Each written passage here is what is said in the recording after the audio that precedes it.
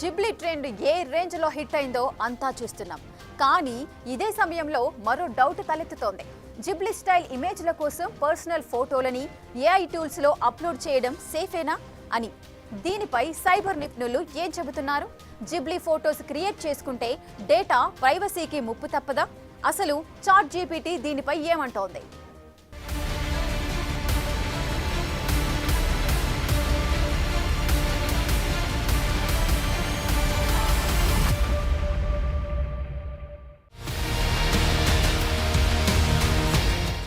Chat GPT జిబిలీ style images ని generate చేసిన కొద్ది రోజుల్లోనే అది సోషల్ మీడియాలో ఓ తుఫాన్ని క్రియేట్ చేసింది. జిబిలీ స్టైల్ ఫోటోల కోసం సోషల్ మీడియా యూజర్లంతా తమ ఫోటోలను అప్లోడ్ చేసేస్తున్నారు. కానీ మీకు తెలియకుండానే ఓపెన్ ఏఐకి ఫేస్ డేటాని అందజేస్తున్నారని డిజిటల్ ప్రైవసీ నిపుణులు హెచ్చరిస్తున్నారు. వెబ్ స్క్రాప్ డేటాకు వర్తించే చట్టపరమైన పరిమితుల్ని దాటవేస్తూ స్వచ్ఛందంగా సమర్పించిన చిత్రాలను పొందేందుకు ఓపెన్ ఏఐని అనుమతిస్తున్నారు. దానివల్ల మీ ఫేస్ ఐడెంటిటీని మీకు మీరే ఇతరులకు అప్పగిస్తున్నారని చెప్తున్నారు. దీని ద్వారా భవిష్యత్తులో ఆ ఫోటోలను దుర్వినియోగం చేసే అవకాశాలు ఉంటాయని టెక్ ప్రముఖులు హెచ్చరిస్తున్నారు. పర్సనల్ ఫోటోలను ఏఐ చాట్ బ్యాట్ లో అప్లోడ్ చేయటం డేటా ప్రైవసీకి ప్రమాదకరమని చెప్తున్నారు. స్వచ్ఛందంగా మన ముఖ కవళికల డేటాని మనమే అందిస్తున్నామని, ఈ డేటా భవిష్యత్తులో ఎలా వినియోగిస్తారు అనేది ఇప్పుడే చెప్పలేమని నిపుణులు హెచ్చరిస్తున్నారు. చాలా చాట్ బ్యాట్స్ వినియోగదారుల అనుమతి లేకుండానే ఈ ఫోటోలను భద్రపరుచుకుని వాటిని వ్యాపార ప్రయోజనాలకు కూడా వాడే అవకాశం ఉందంటున్నారు.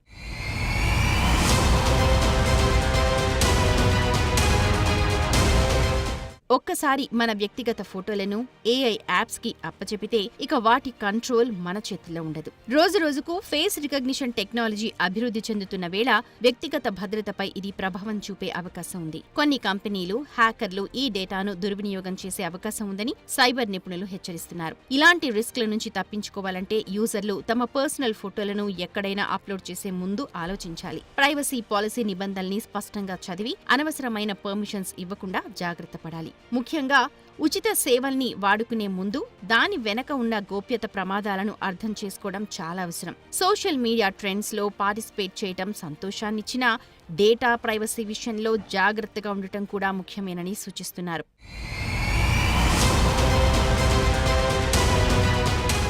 ఫ్రీగా అని చెప్పి చాలా మంది జిబిలీ ఇమేజెస్ క్రియేట్ చేసుకుంటున్నారు. కానీ మీ అంతటా మీరే మీ పర్సనల్ డేటాని, ఫోటోలను వాళ్ల చేతుల్లో పెట్టేస్తున్నారు.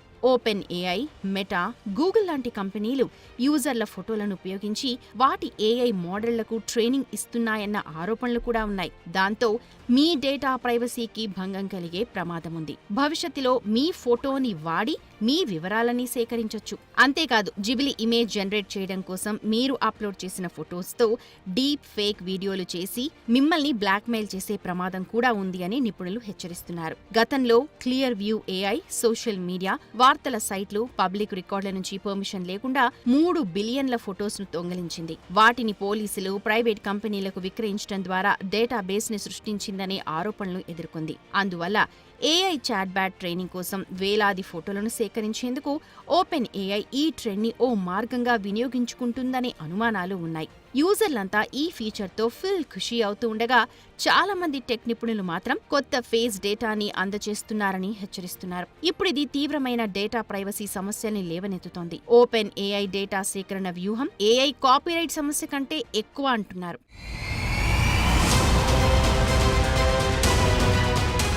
జిబిలీ ఫోటోల విషయంలో వ్యక్తిగత డేటా భద్రతపై ఓపెన్ ఏఐ నుంచి ఇంకా ఎలాంటి ప్రకటన లేదు.